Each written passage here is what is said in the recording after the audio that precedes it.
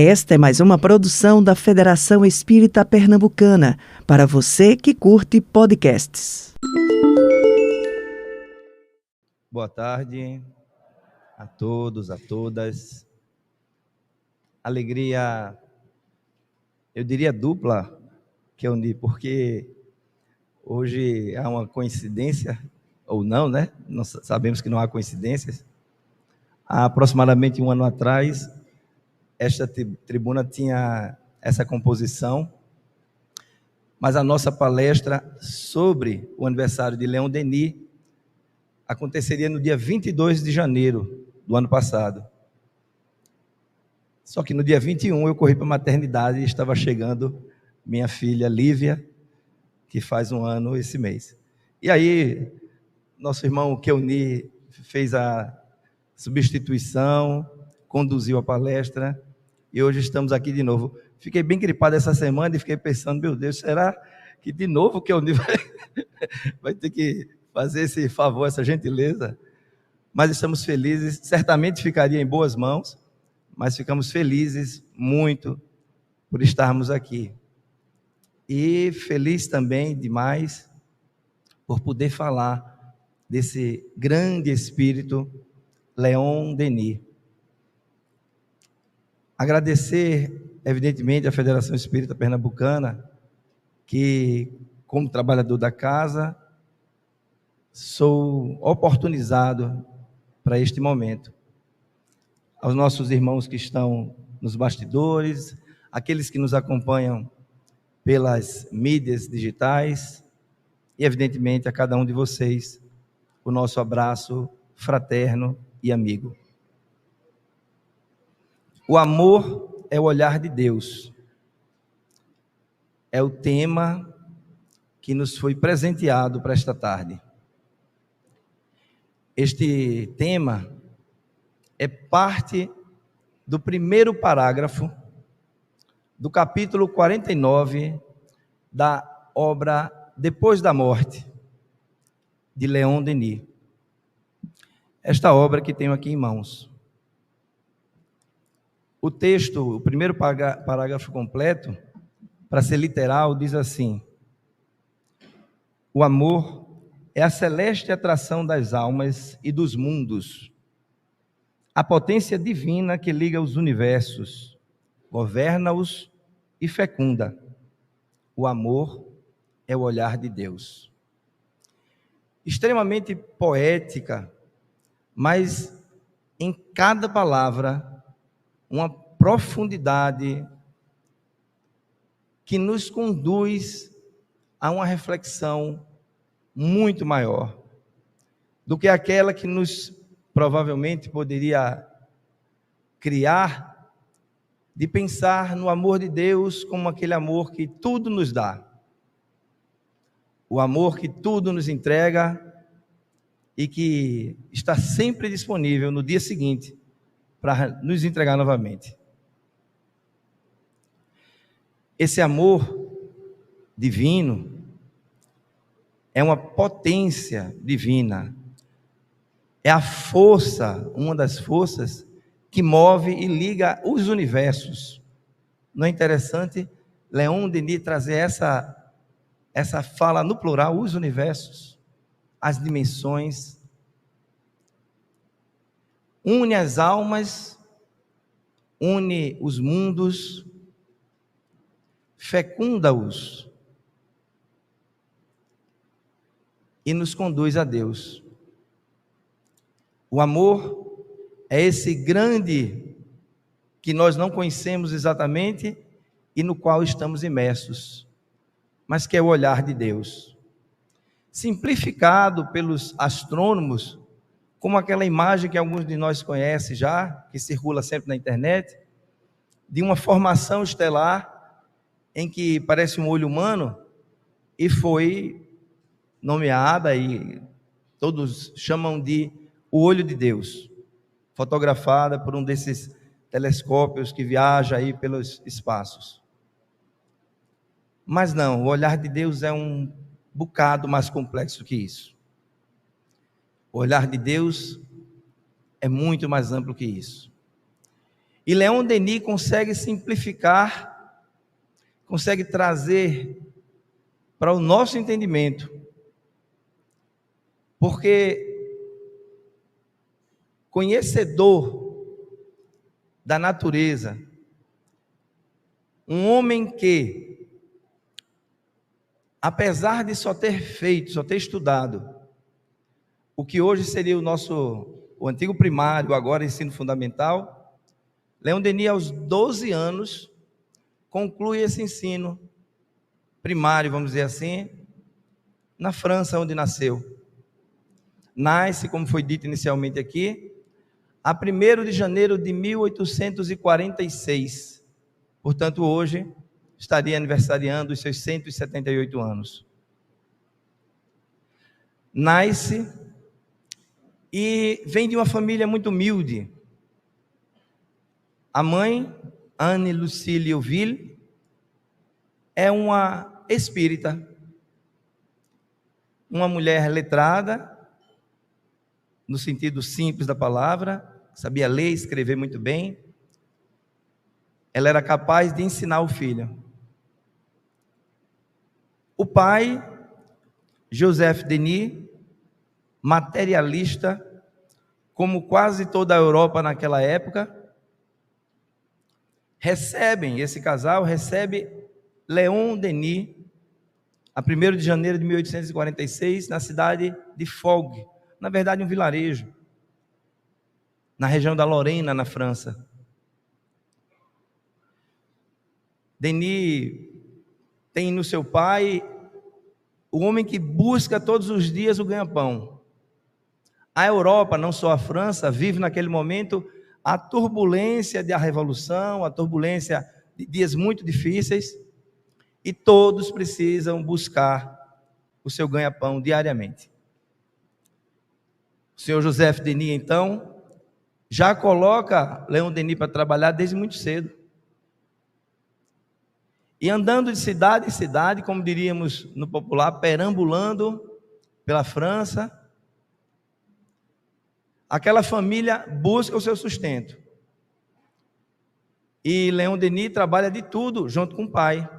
Trabalharam em estações ferroviárias, trabalharam com limpeza de metais para a Casa da Moeda francesa, trabalhavam carregando carvão, de tudo eles fizeram.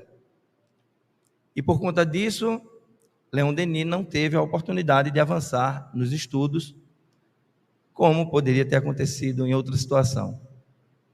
E aos 12 anos, como já comentamos, encerra o ciclo formal de estudos.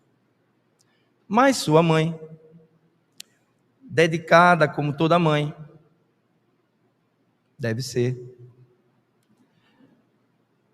lhe ensina a ler, escrever, e normalmente, naquela época, principalmente, as mulheres tinham letras mais bonitas que os homens. E a letra de Denis se desenvolve belíssima. Ele aprende a ler, a escrever, e tem nisso um diferencial na sua vida, na sua adolescência. E aos 16 anos, já com uma leitura fluente, uma capacidade de escrita e de redação muito boa, leitor que era, porque a mãe também era, Denis é convidado e aceita o trabalho em um escritório comercial. 16 anos. Mas ele se destaca tanto no trabalho que é convidado e aceita o convite para assumir a função de representante comercial. E é nesse trabalho que ele se sustenta, se mantém e vive até a sua velhice, como representante comercial. Os que circulam, que representam as empresas junto aos seus clientes. E ensina na Europa, viajando por muitos países. Nessas viagens, Leon Denis tinha sempre a oportunidade de visitar bibliotecas. As bibliotecas eram a paixão de Leon Denis. Tanto que nas suas viagens, algo que ele fez um pouco mais à frente, foi iniciar um trabalho de fundação de bibliotecas, por onde passava. bibliotecas populares. Ele acreditava na leitura, acreditava no desenvolvimento do ser humano pelo conhecimento. E Leon Denis, então, certa feita, na sua cidade, onde morava mesmo, teve a oportunidade de, passando à frente de uma livraria, que era outra visita que ele também fazia sempre, passando à frente de uma livraria, uma obra lhe chama a atenção. E aí nós já estamos falando de 1864. Leon Denis já tinha seus 18 anos. Olha, 18 anos, já estava 2 anos como representante comercial, viajando, representando a empresa. E passando à frente de uma livraria, ele observa um título que muito lhe chama a atenção. O Livro dos Espíritos. Que observem, não é o livro de espíritos, nem um livro para espíritos, era um livro dos espíritos. E naturalmente que isso chama a atenção de Leon Denis, como chamou a de todos nós em algum momento. Como assim? Um livro dos espíritos? Sim, um livro dos espíritos. Que para aqueles que estão ouvindo falar dessa obra a primeira vez, nós estamos falando da obra basilar da doutrina espírita, que traz a codificação da doutrina espírita. Publicado na sua primeira edição em 1857, 18 de abril. Portanto, em 64 já tínhamos 7 anos de o livro ter sido lançado. E eu digo já para Leon Denis, mas para sua mãe ainda faziam apenas 7 anos. E como é que ela já era espírita, não é? Eu comentei aqui no início que ela era espírita.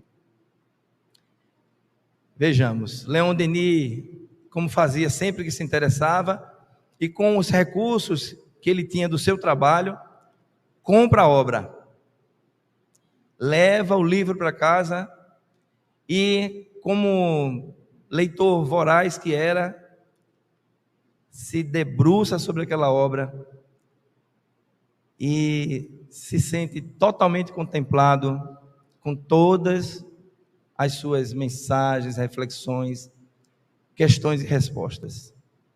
Esse livro, só continuando para aqueles que ainda não o conhecem, o Livro dos Espíritos, publicado em 18 de abril de 1857, traz, na edição atual, desde a segunda edição, 1019 perguntas. Na verdade, um pouco mais, porque tem perguntas que é A, B, C, mas vamos lá, nominalmente 1019 perguntas e respostas.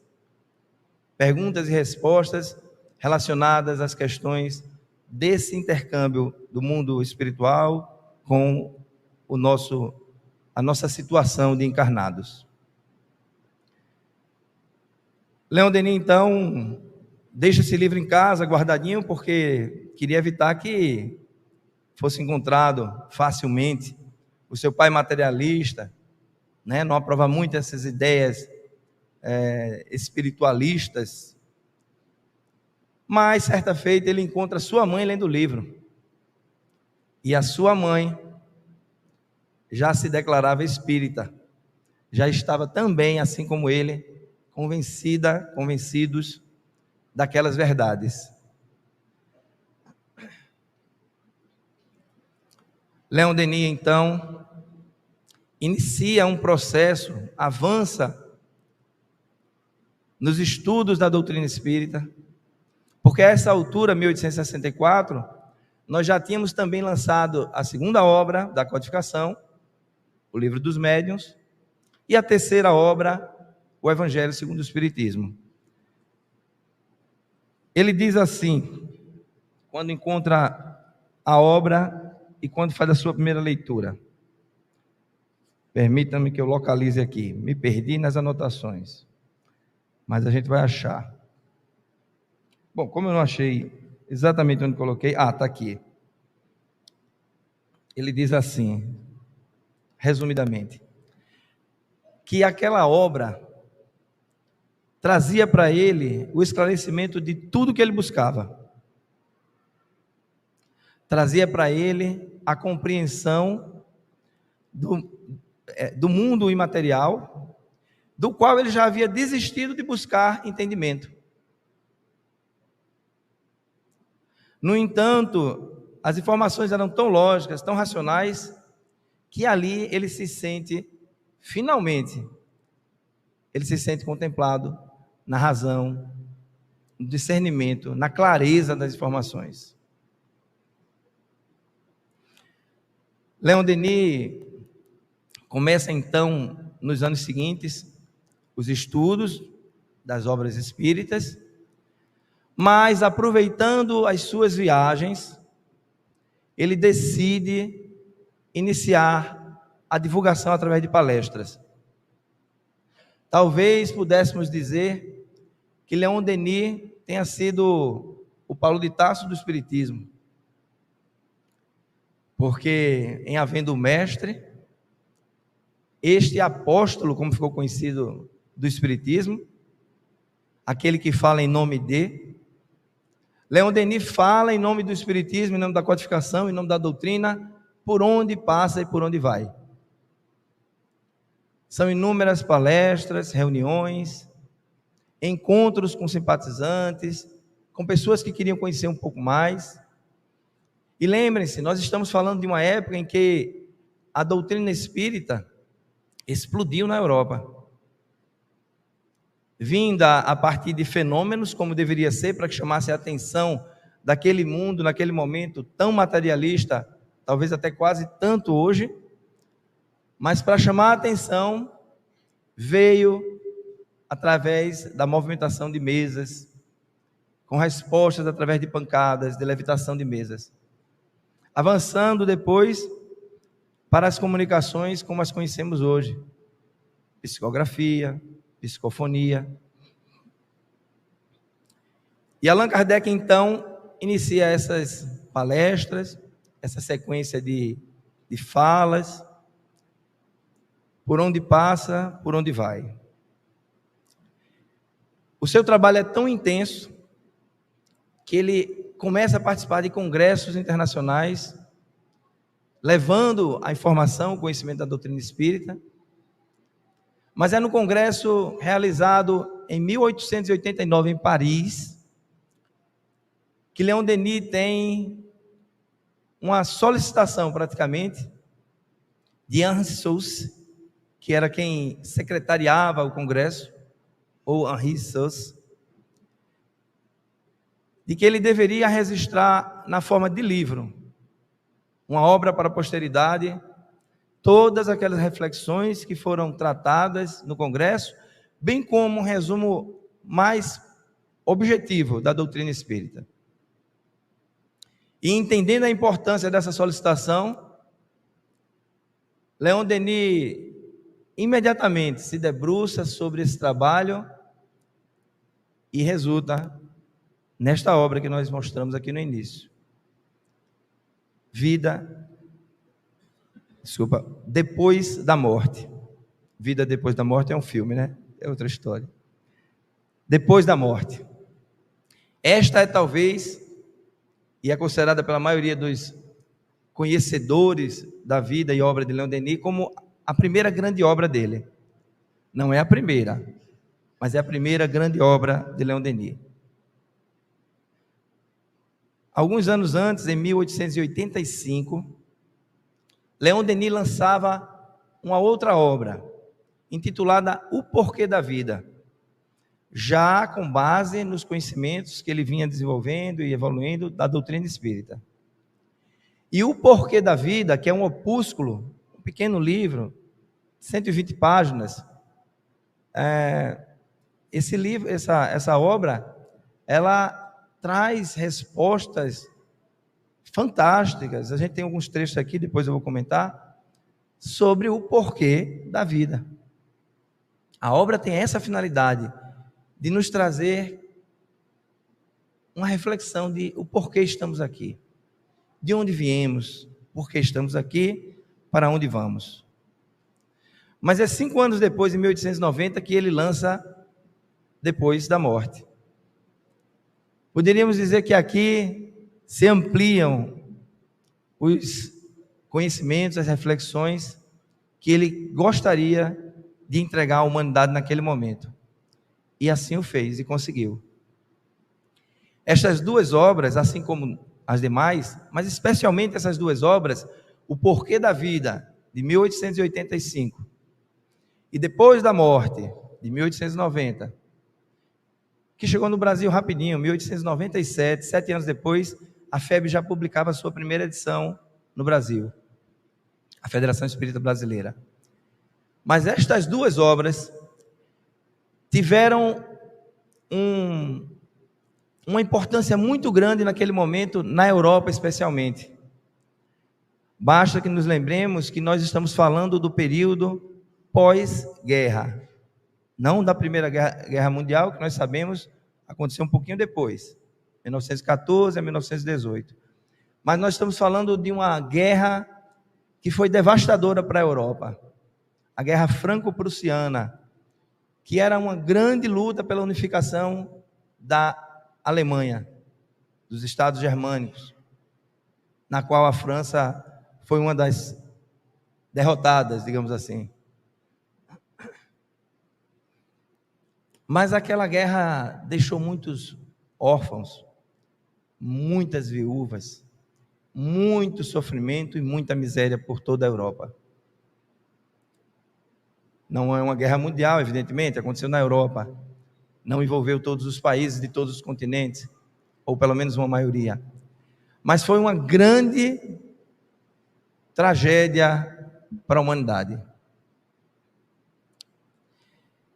E pós-guerra, quando ele lança essas primeiras reflexões nas mídias que naquele tempo eram as possíveis, e aí nós estamos falando de jornais, revistas, livros, em papel, as mídias possíveis naquele momento, quando começam-se a divulgar os pensamentos e as reflexões de Leon Denis acerca dos estudos e da codificação espírita, aumenta e muito os convites para que Leon Denis fale nos grandes eventos.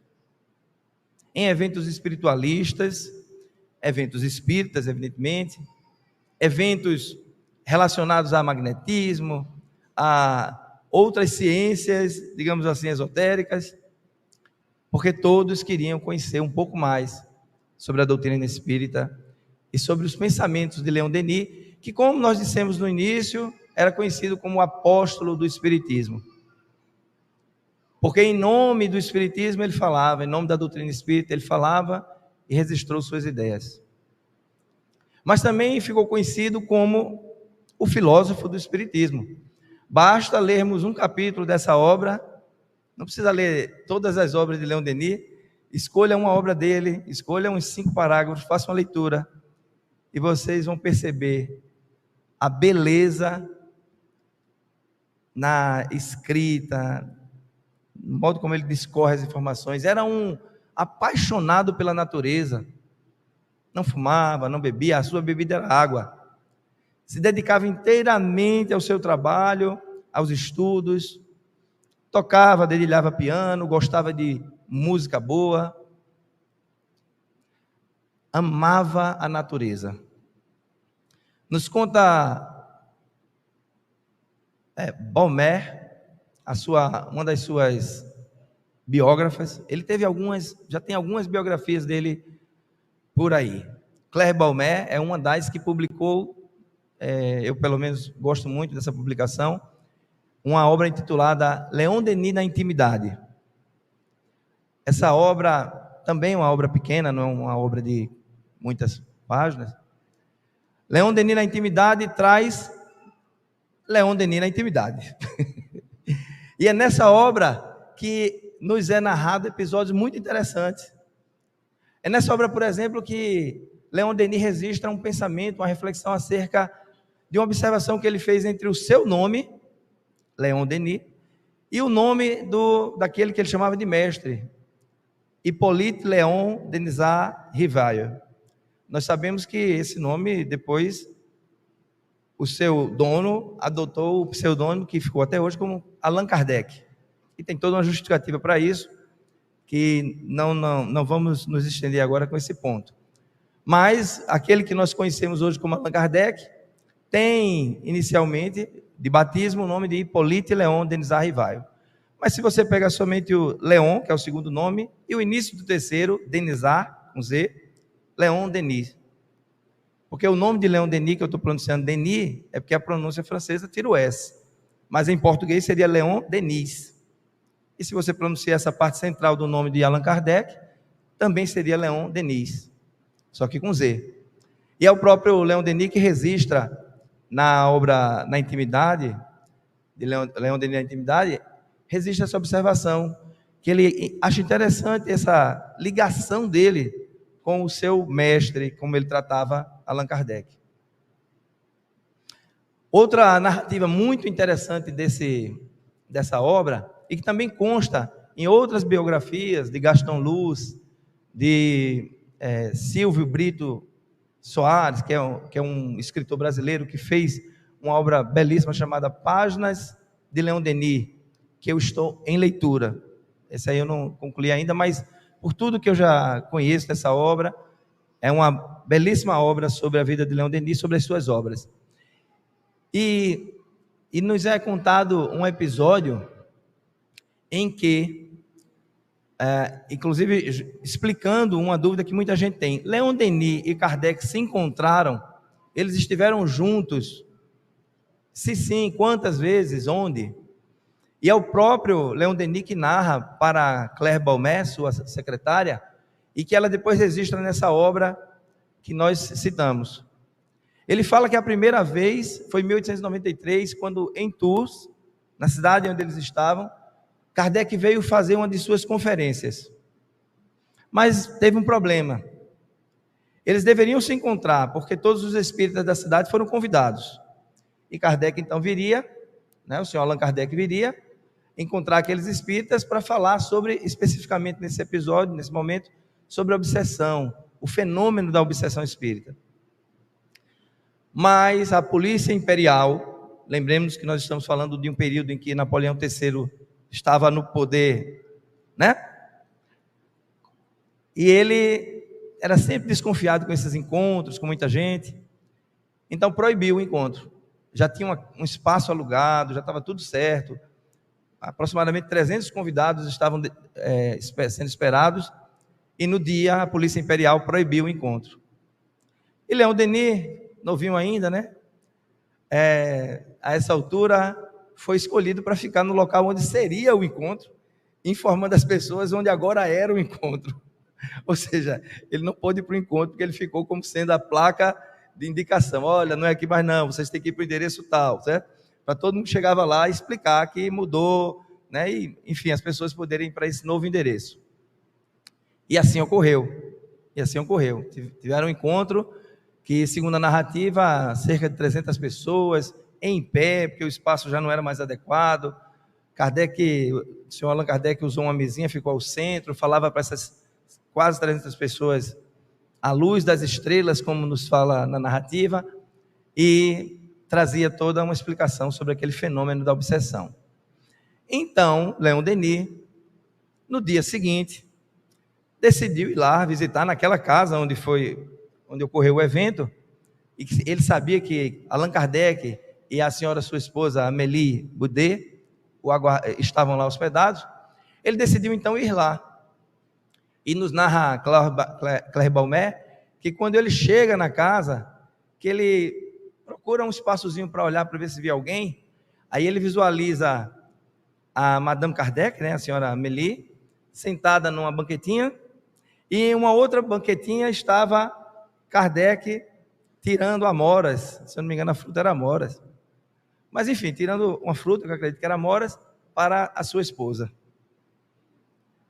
Ele não teve coragem de interromper a cena. Ele preferiu não interromper a cena.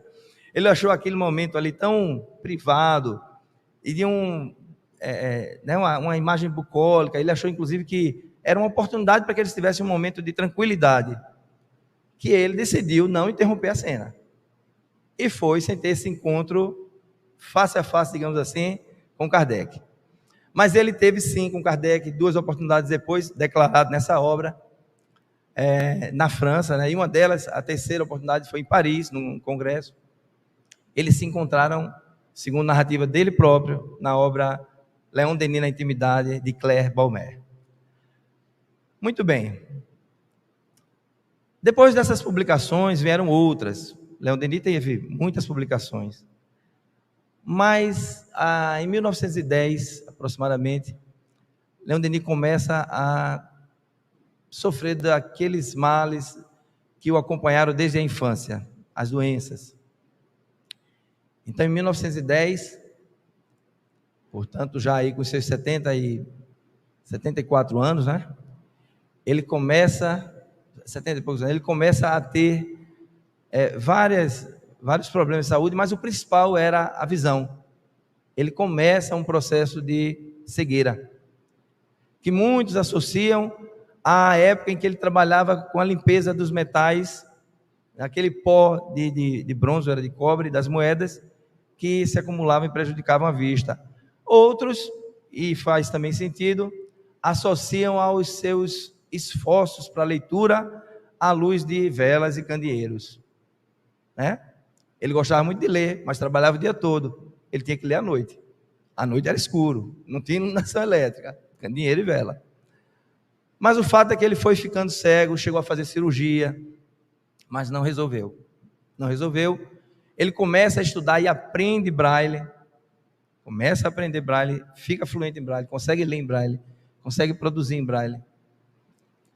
E os anos avançam, o tempo passa, mas as doenças não largam o nosso irmão. E ele já ali em 1927, trabalhando na sua última obra, tem um artigo publicado, mas ele trabalha numa obra que foi sugerida pelo seu mentor, de que ele fizesse uma obra sobre a questão dos celtas. E ele conclui antes de partir, entrega o último capítulo à sua secretária antes de partir, de O Gênio Celta. Uma obra de fechamento, vamos dizer assim, da sua biblioteca, né, da sua obra, das suas criações encarnados, mas uma obra que tinha relação com a vida de Allan Kardec, porque, como também alguns de nós aqui já sabem, o nome Allan Kardec é por conta de uma encarnação anterior que o senhor Hippolyte Léon Denis Rivail teve, onde, como sacerdote druida, sacerdote celta, ele tinha esse nome, Allan Kardec. E então Hippolyte Léon Denis resolve adotar nas suas obras, retomar essa, não identidade, mas esse nome e associar então a esse trabalho. Existem algumas comparações interessantes que eu gostaria de trazer, relacionando a obra de Léon Denis e passagens da codificação. Só para a gente perceber, evidentemente, que se a gente fala que ele foi o consolidador da doutrina espírita, como apóstolo ele consolidou, assim como os apóstolos do Cristo consolidaram o cristianismo, nós podemos dizer que Léon Denis consolida a doutrina espírita com o seu trabalho. Alguns até o indicaram como sendo substituto de Kardec, mas não era o caso, não é o caso. Cada um nessa história tem o seu papel. Nosso irmão Keoni Ranieri citou aqui alguns baluartes no início, faltou um só da camisa que eu trouxe hoje em homenagem a Denis. Nós temos aqui Kardec, Allan Kardec, Léon Denis, nós temos Gabriel Delane e, por fim, Camille Flammarion, que foram naquele momento, de fato, baluartes. Mas Kardec foi quem nos entregou a doutrina codificada, mas entregue pelos Espíritos, e estes aqui consolidaram a doutrina, sendo Léon Denis, certamente, o que merece no olhar e na fala de Herculano Pires, merece esse título de consolidador da doutrina espírita no mundo, na Europa, né?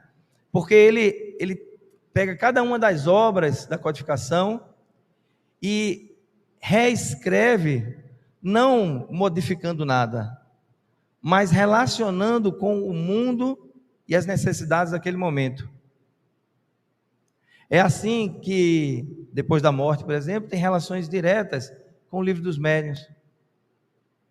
É assim que o problema do ser, do destino e da dor tem relações diretas com as questões do mundo espiritual. E aí nós temos, como eu citei, algumas obras que merecem, se eu dissesse para vocês assim, olha, vocês vão começar a ler Leon Denis, que ainda não leu nenhuma obra dele, então, tem interesse de começar, fica até difícil dizer qual seria a primeira, mas eu diria o seguinte: comece com o Porquê da Vida, para vocês se emocionarem logo no prefácio, onde ele traz no prefácio o seguinte, ele diz assim, a gente espalha as informações, depois não lembro onde é que está, né? Deixa eu achar aqui o prefácio, um trechinho do prefácio que eu trouxe de O Porquê da Vida. Eu devia ter trazido o livro, seria melhor. Nossa, que pena, não creio que vou achar não.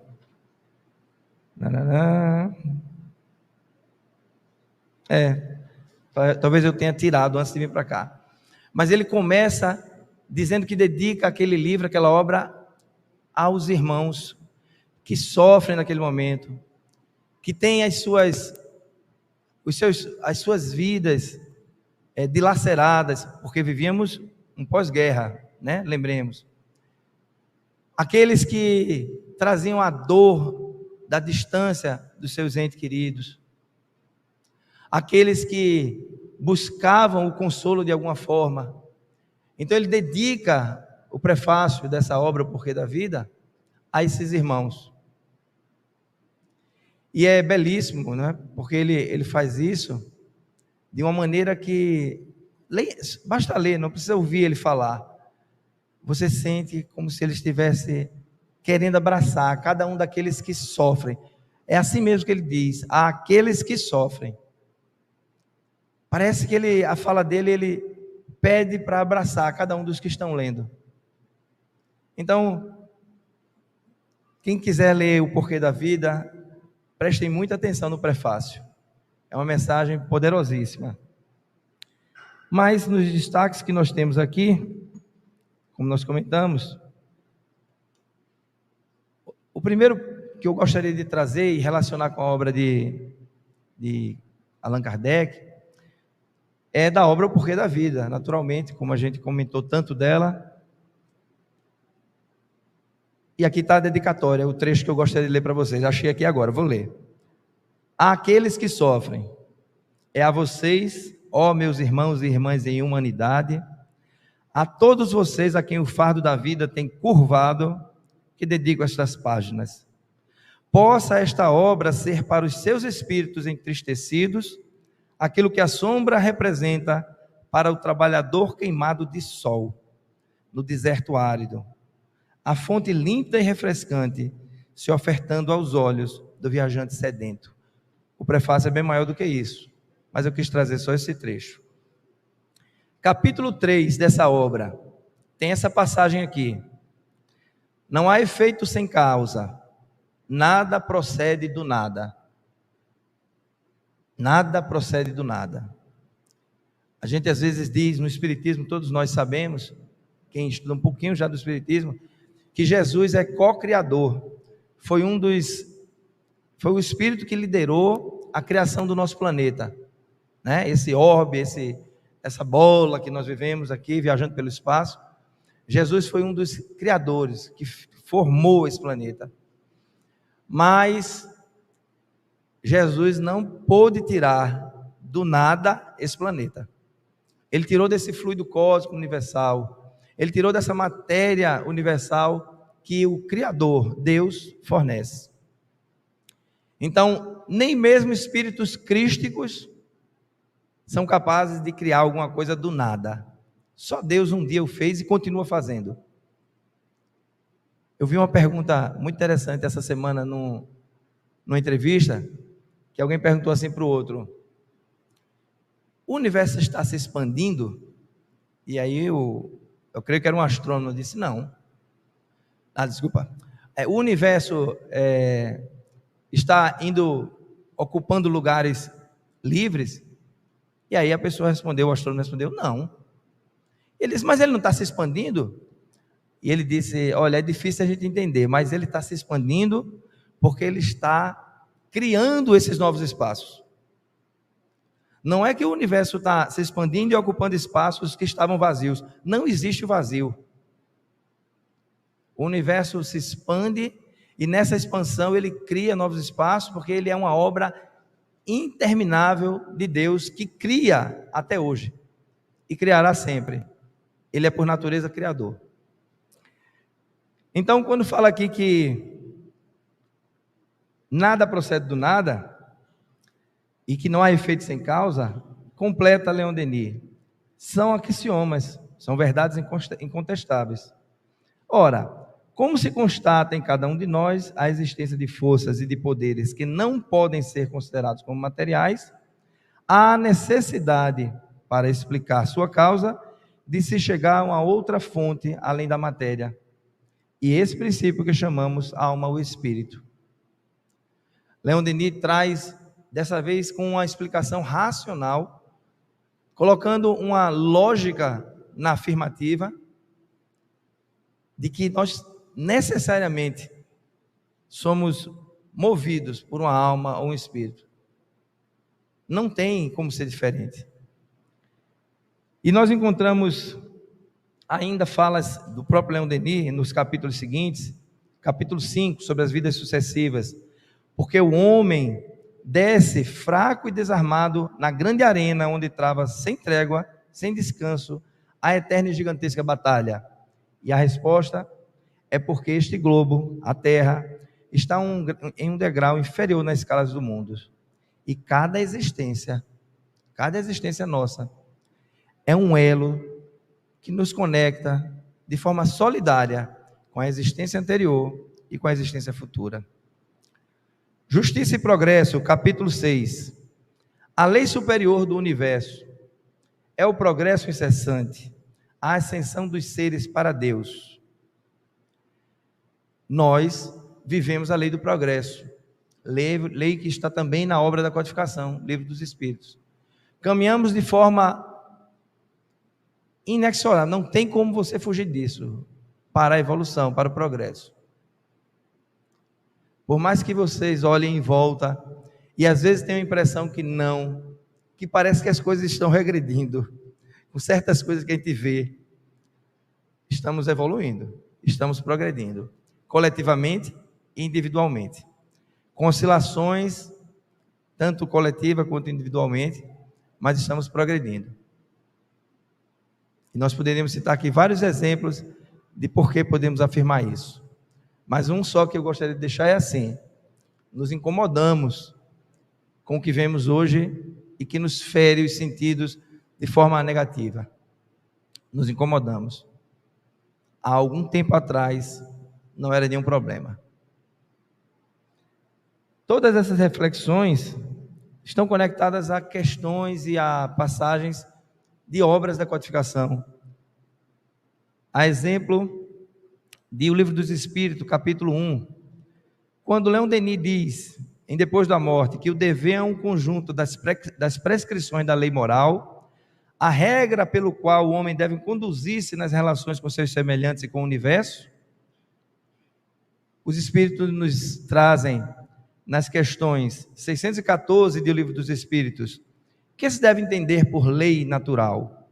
É a lei natural, a lei de Deus, a única verdadeiramente para a felicidade do homem.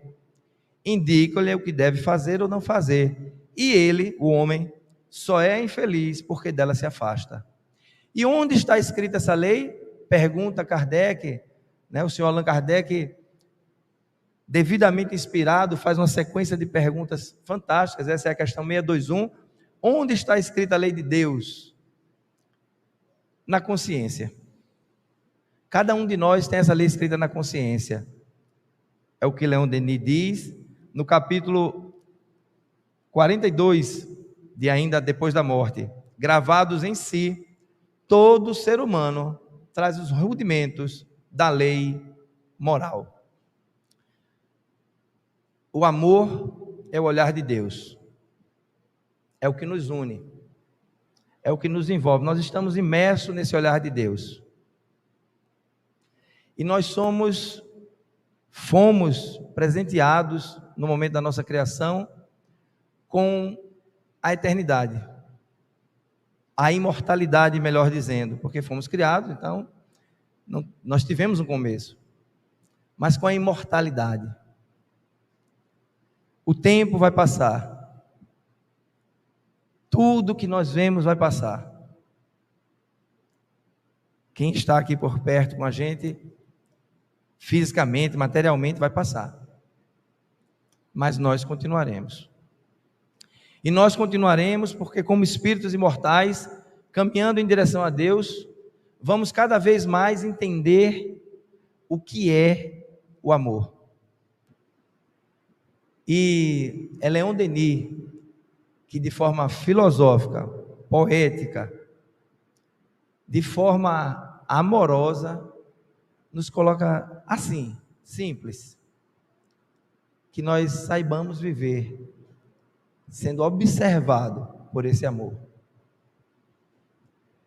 Que Leon Denis, que dia 1º agora comemoramos o seu aniversário de nascimento, continue juntamente com todos os espíritos superiores que vieram, que consolidaram a doutrina espírita, e evidentemente sob a égide do nosso mestre amado Jesus, continue conosco, a nos iluminar hoje e sempre. Que assim seja. Você ouviu o podcast da Federação Espírita Pernambucana.